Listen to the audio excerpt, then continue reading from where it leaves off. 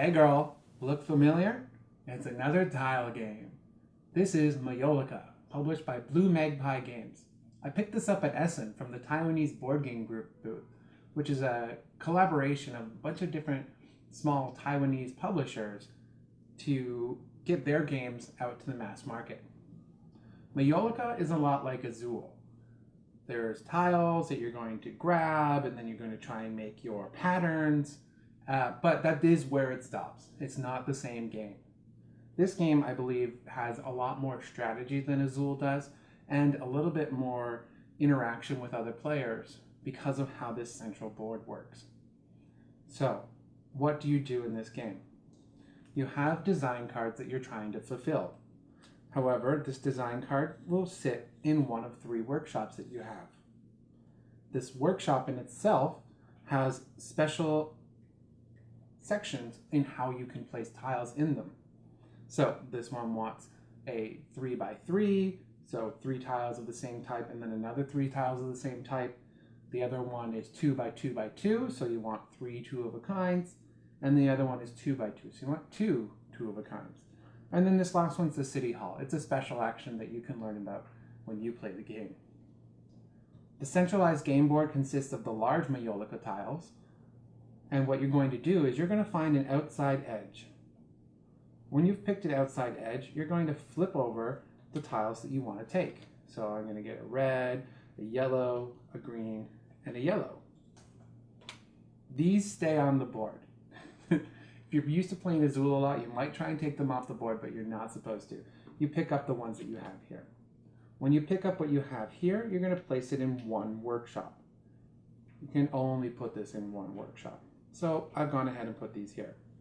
Now that's pretty useless for the card that I picked out, but you'll get the point in a minute. Now on the centralized board, the outer edge has changed for the next player. So the next player could then take this row or this row and get 3 tiles instead. Additionally, you can also just take 1 tile.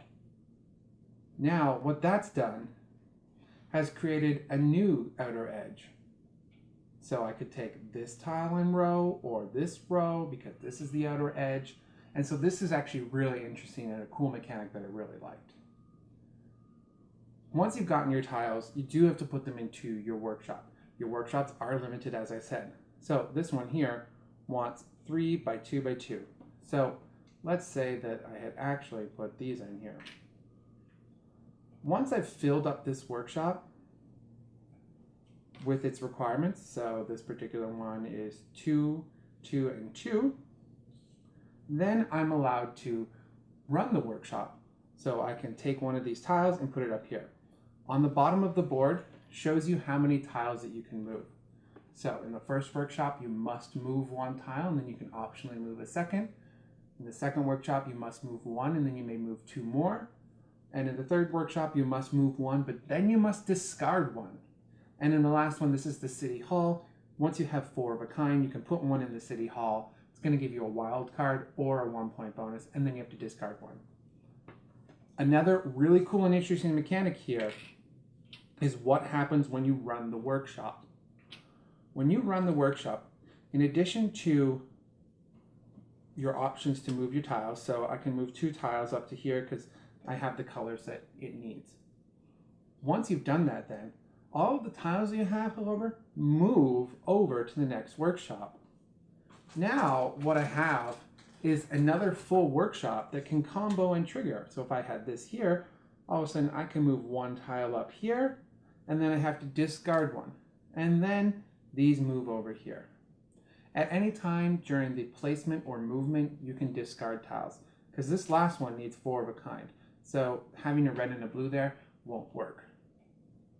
Once you've completed the tile pattern, you're going to get those points for the end of the game scoring, and you just keep going around the table doing that.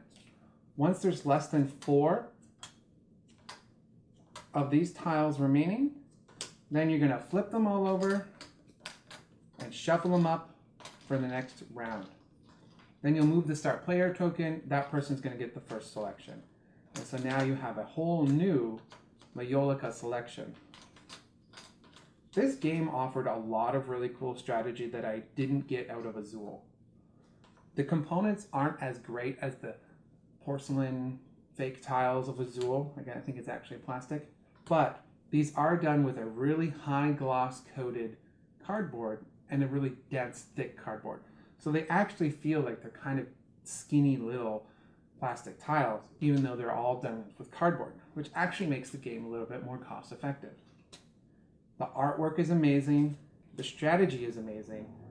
What I would like to see in the future as an expansion would be to change up these top little sections here. Just come out with a little token to put over top of these to change the configurations of your workshops. As well as, of course, more design cards could come out in the future, and maybe even an upgrade pack to change these into real porcelain-like tiles, although that would be expensive. Another thing that I've done with this board game is to actually put all of these tiles into one of these containers that I showed you in my upgrading on the cheap video. These store perfectly inside this box. I have all of the different colors separated, and the setup for the game is so much quicker. So now I'm going to take my green, green, green, red. Here's my 3 green, and here is my 1 red. When I have to discard the tiles, I can throw them back into the game, and then it's cleaning up all on its own. So I highly recommend you pick up some of these as well for the game. Overall, great game. I love it. Shantae, it stays. See if you can find a copy. Like and subscribe these videos for more. See you next time.